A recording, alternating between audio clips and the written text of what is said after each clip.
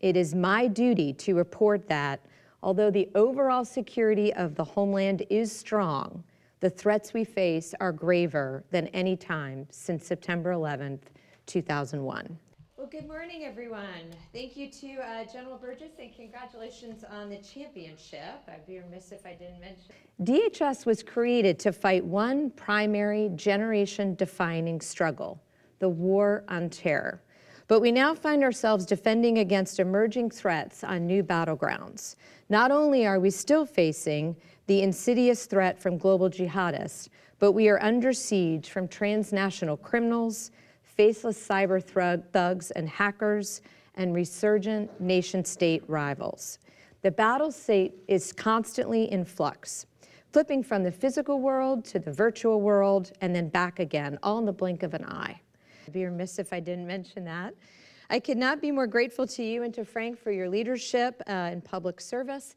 We need a whole-of-society approach to overcome today's threats. Why? Because it's not just U.S. troops and government agents on the front lines anymore. It's U.S. companies, it's our schools and gathering places, it's ordinary, everyday Americans.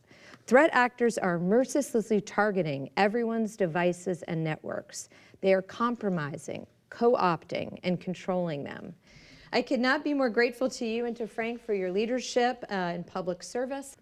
America's not prepared for this. Your average private citizen or company is simply no match against a nation state such as China, Iran, North Korea, or Russia.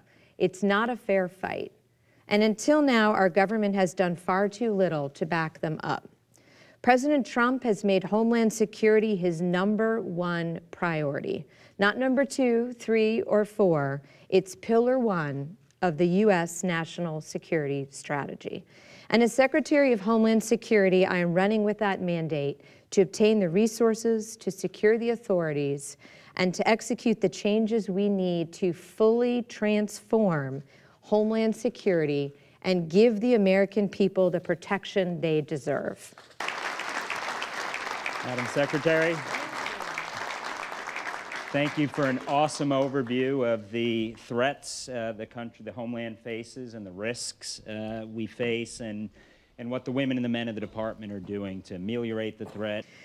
You know, I think the unfortunate downside of the publicity of what the Russians did in 2016 and that we saw in 2018 with respect to foreign interference is that other nation states have now adopted a more visible approach to doing the same. So we see China doing that, we see Iran doing that.